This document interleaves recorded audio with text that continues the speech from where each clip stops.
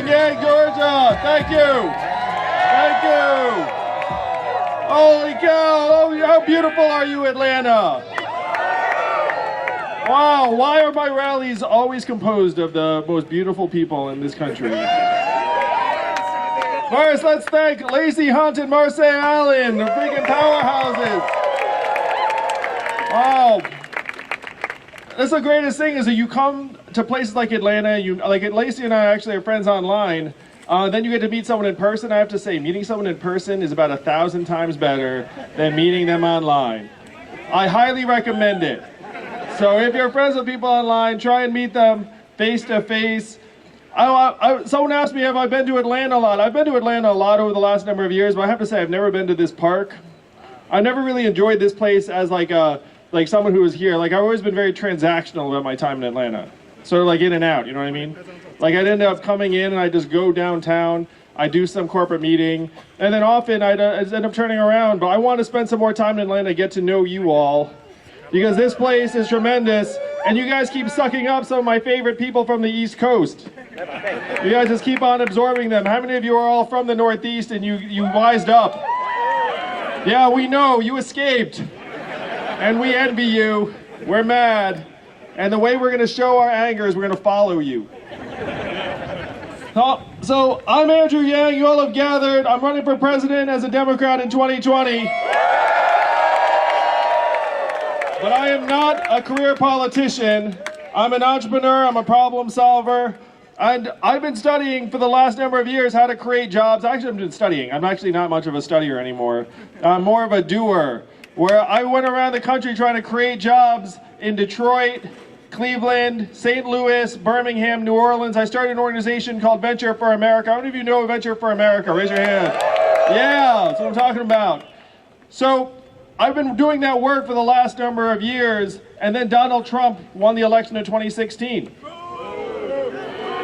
Boo! I know some of you supported Donald Trump, but it's cool, because we get all sorts of people in the Yang Gang. No, really, it's cool. We get all sorts of people. It's all good. So when Donald Trump won, to me, this was the way I interpreted the results. I was like, wow, America's so hurting that we took a chance on a narcissist reality TV star as our president. I was like, that's pretty bleak. And so I started digging into the numbers. If you go to the mainstream press, numbers, that's right. That's right, look at that. Make America think harder, am I right?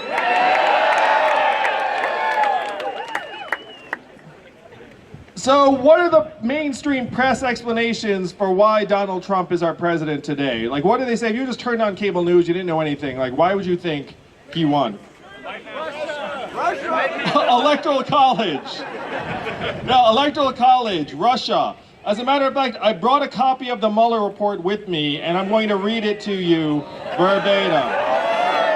I'm kidding, obviously, it's 446 pages. We'd be here all night. So it's the Electoral College, Russia, racism, Facebook, the FBI, something about Hillary. These are the explanations that have been offered to us as to why America decided to go with Donald Trump in 2016. And I looked at this myself and I said, that's missing the central point. That the reason why Donald Trump is our president today is that we automated away 4 million manufacturing jobs in Michigan, Ohio, Pennsylvania. Where are you from, brother? You're from here, but he still knows this is true. Wisconsin, Missouri, Iowa, all the swing states that he needed to win and did win. How many of you all work in technology? I know that there are a bunch of people here that do. Yeah, there are a lot of techies in the Yang Gang.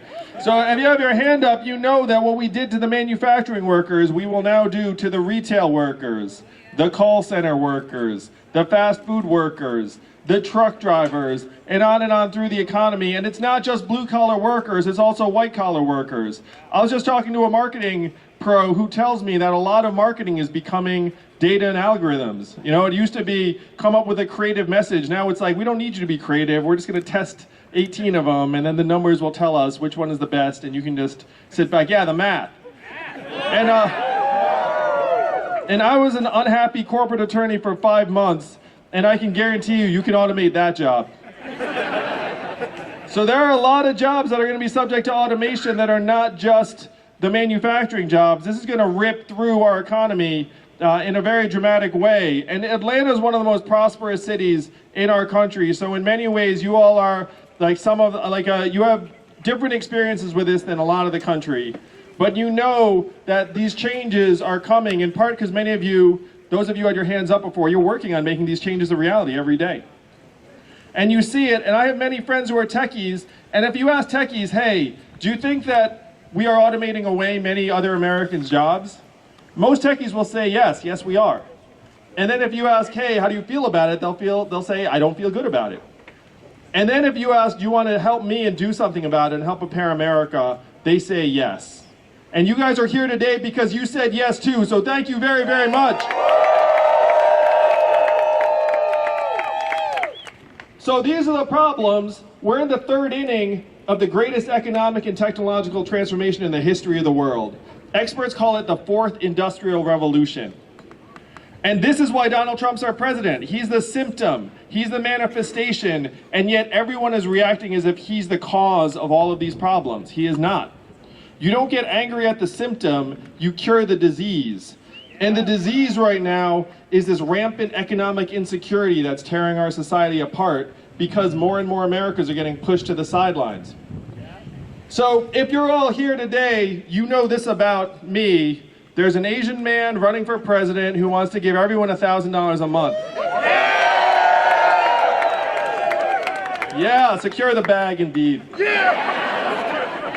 And all three of those statements are true. I am Asian, I am running for president, and I do want to give everyone $1,000 a month. Now, it seems awfully dramatic, but then if you dig into our country's history, you see that Thomas Paine was for it at the founding of the country, he called it the citizen's dividend. Martin Luther King championed it in 1967 in his book, Chaos or Community, and you can Google and YouTube his lectures in 1967, where this was the focus of his activism in 1967, the year before he was assassinated in 1968.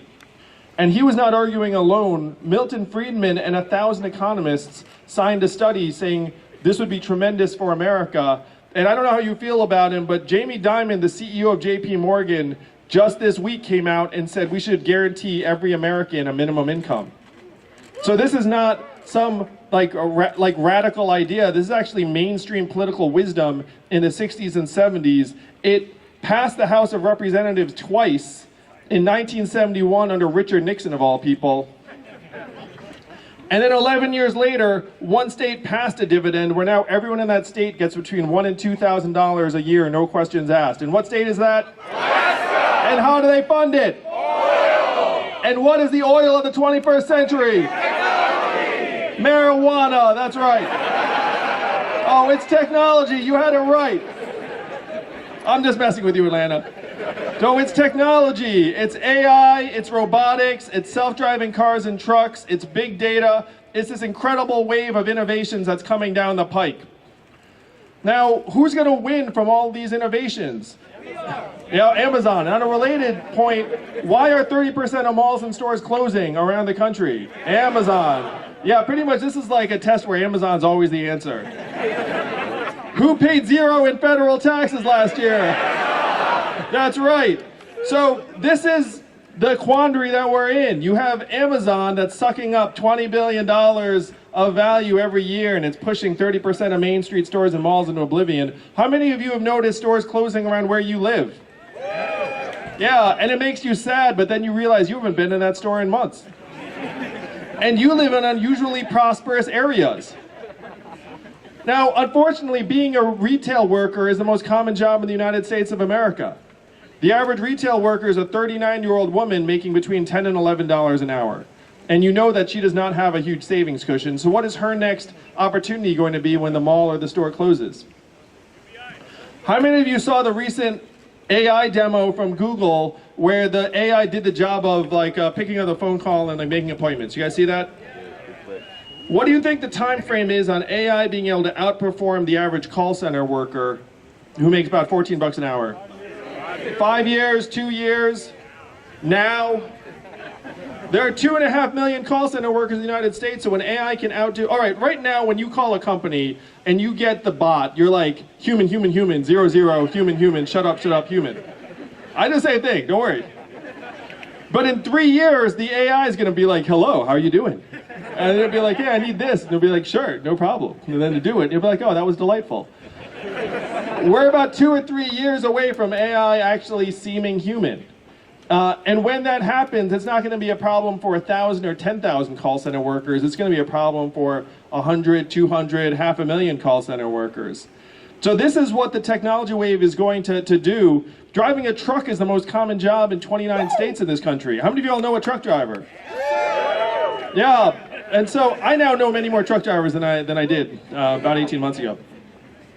But when you hang out with truck drivers today, you see the reality of their job. Driving a truck is a very, very difficult, punishing job. I mean, you know what I'm talking about.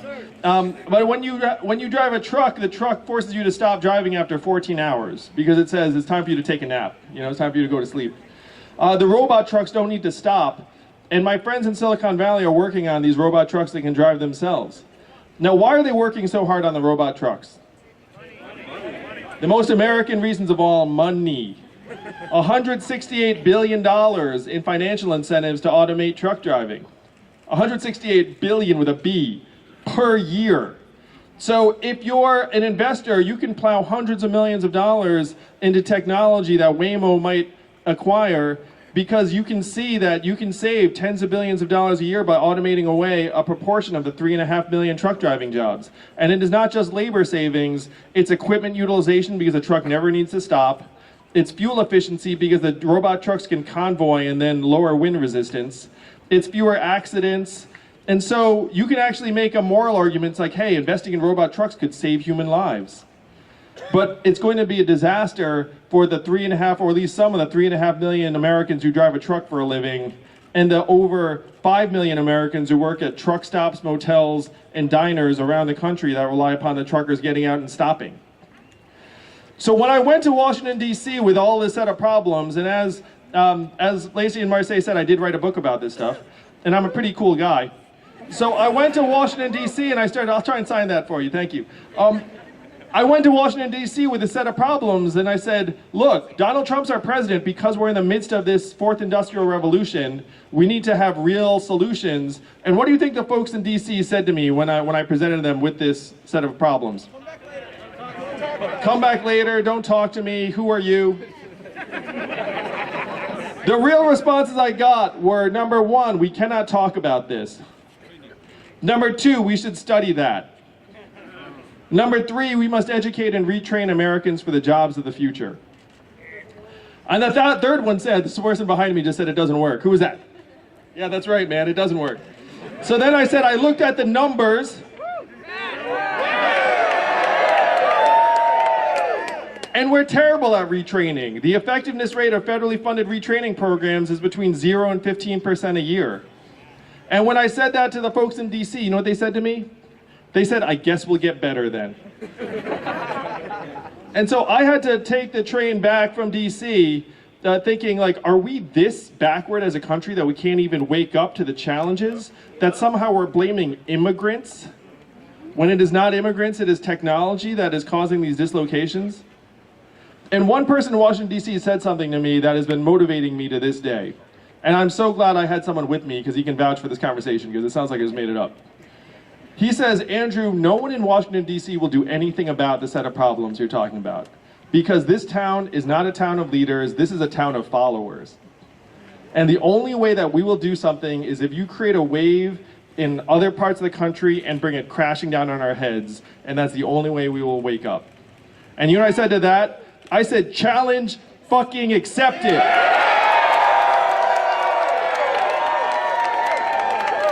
And that is why I'm here with you tonight, Atlanta. That is why we are going to make the freedom dividend mainstream wisdom in 2020, and it's going to be the first thing I do as president in 2021. So this freedom dividend, that sounds so radical. The first time you heard about it, you were like, ha ha. Like, you know, that sounds too good to be true. I went through a bit of the history. I went through the fact that Alaska is doing it. And then if Alaska is doing it with oil money, then we can do it with technology money. And I want you all to think about what it would mean for you and everyone in Atlanta if you all got $1,000 a month. Where would you spend it? What would you do with it? Bills, dogs, I like him. He's a dog owner, that's right. Americans should be able to own dogs, am I right? What kind of country is it if you can't afford to own a dog? What else? Savings, right. Bills. So we're in a country where right now 78% of Americans are living paycheck to paycheck, including many of our friends and neighbors. 57% cannot afford an unexpected $500 bill. Our life expectancy has declined for the last 3 years because of surges in suicides and drug overdoses. And our mental health is at crisis levels where we have anxiety and depression and stress at unprecedented heights in our country. So $1,000 a month, what's it going to do? It's going to make it so that we can actually breathe easier. We can get the boot off of our own throats. And most of that money would stay right here in your local communities. You would be giving it to local service providers and vendors, and a lot of those people would then turn around and maybe even hire more people. How many of you think you might start a business if you were getting $1,000 a month? That's exactly right. I'm an entrepreneur, and I know that most entrepreneurs are not on their last dollar trying to figure out how to make ends meet, and then they go, oh, I think I'm gonna start a business. Like, that's not the way it works at all. The way it works is that when you can get your head up and you can see that your future is secure, and then you can start solving problems for yourself and people around you, that's when you start a business. So this is the freedom dividend. It's going to make our communities stronger. It's going to make us healthier and mentally healthier. And the Democratic Party talks about empowering women all the time. And we know that there are thousands of women right here in Atlanta and millions around the United States that are in exploitative or abusive jobs or relationships because they lack the economic freedom to walk away. And there is nothing more real we could do to empower those women than to give them $1,000 a month. The Democratic Party can either talk about empowering women or we can do something about it. And I say we do something about it. What do you think, Atlanta?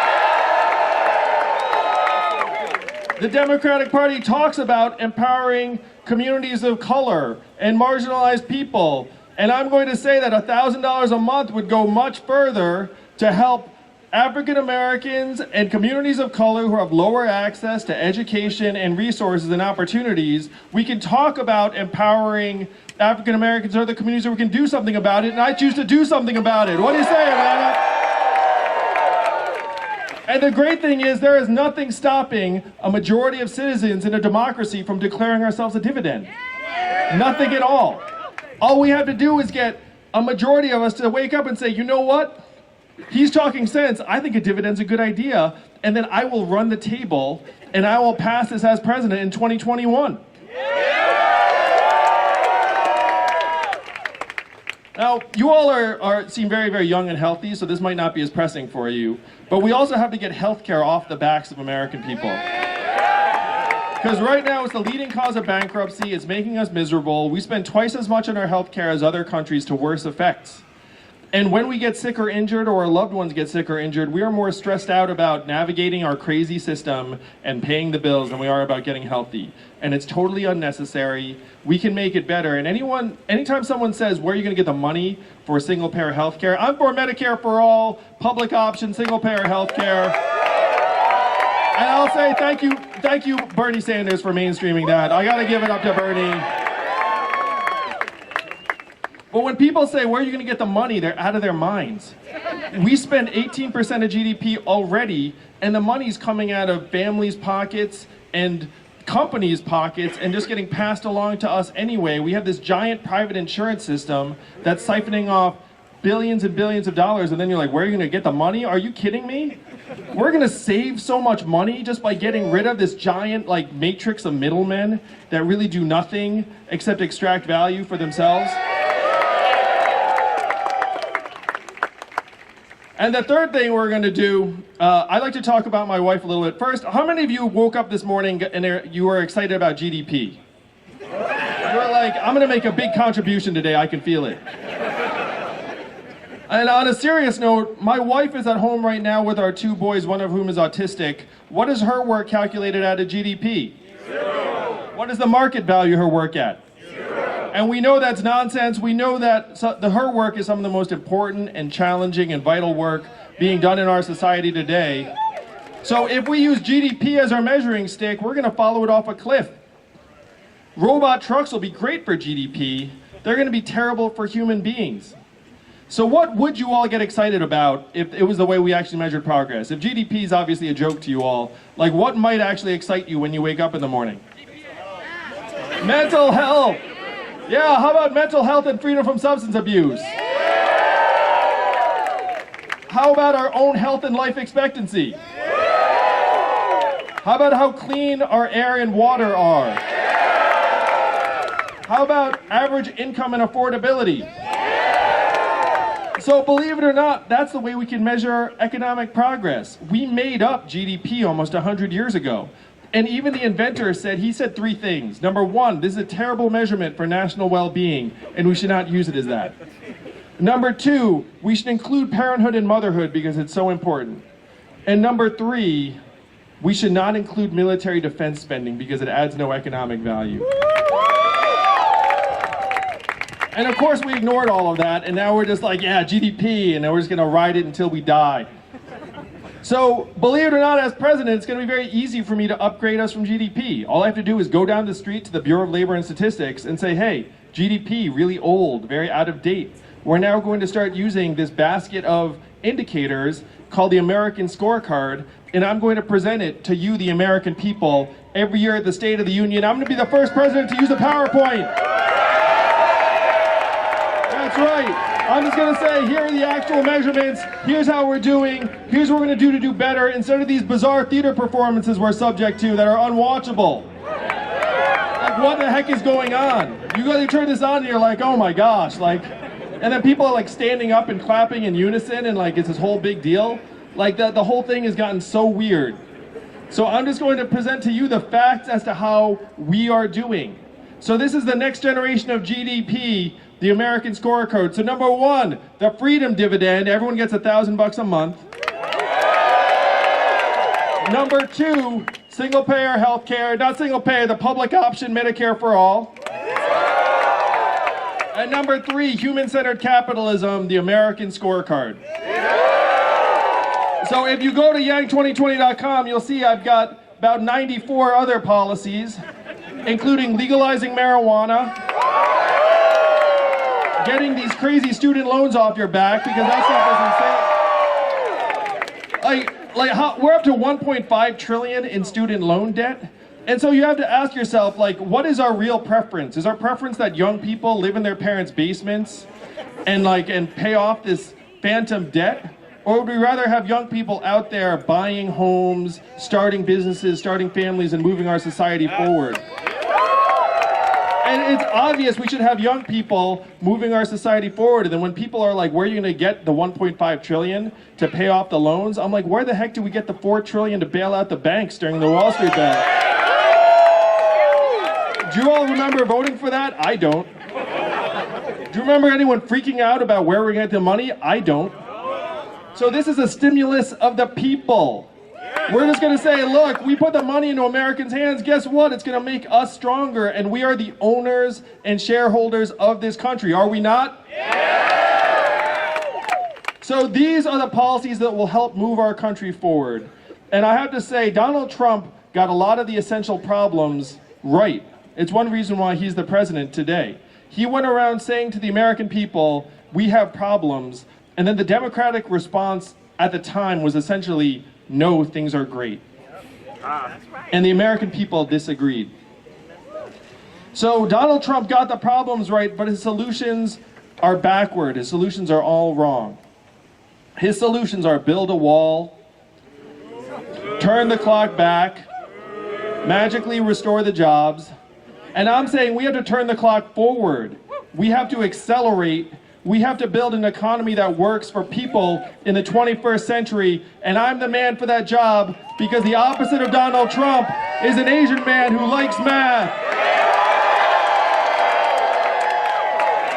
Thank you, Atlanta. You're beautiful.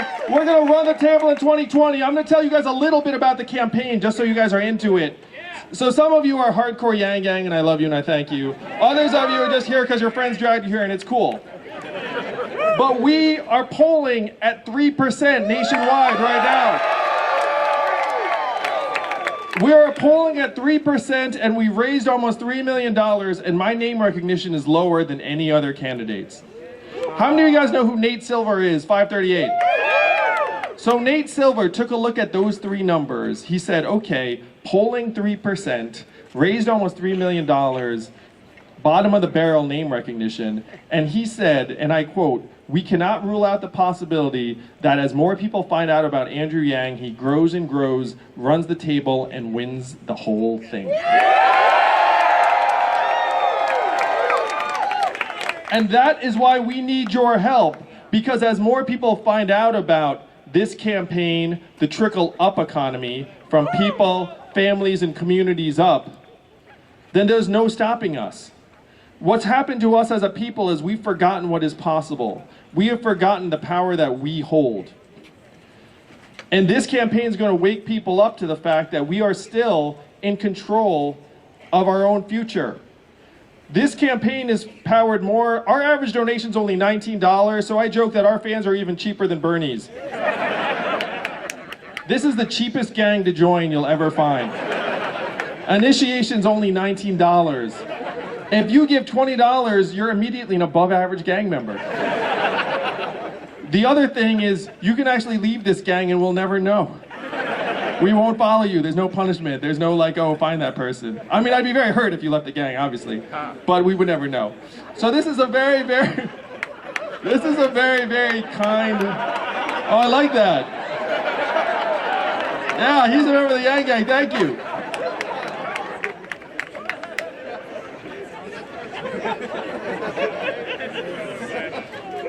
So this campaign right now is at its early stages. You all, by being here today, are early adopters.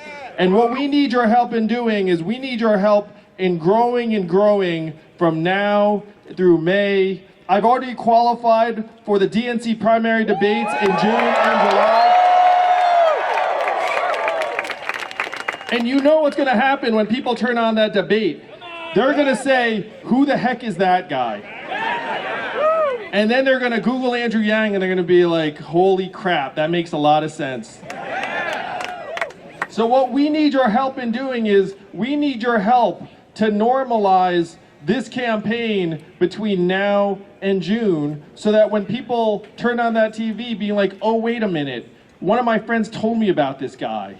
They sent me a link. I may or may not have watched the video, but now that I'm seeing him, he's actually he's actually the only person who's laser focused on solving the problems that got Donald Trump elected in 2016. So this is our path forward. We are growing by leaps and bounds every day. Our potential is higher than any other Democratic candidate because we are already getting Trump supporters. Anyone here? Trump supporters. You can admit it. A few of them, you can hear them. They were a little shy, but he's got it. We're getting libertarians. We're getting independents. We're getting conservatives. We're getting Democrats. We're getting progressives. We're getting far left liberals. Because it is not left, it is not right, it is forward. And that is how we're going to win the White House in 2020. Thank you, Atlanta. Thank you, I love you. Let's take it all the way and show what we can do. Thank you so much. Thank you. Thank you, Atlanta. Thank you.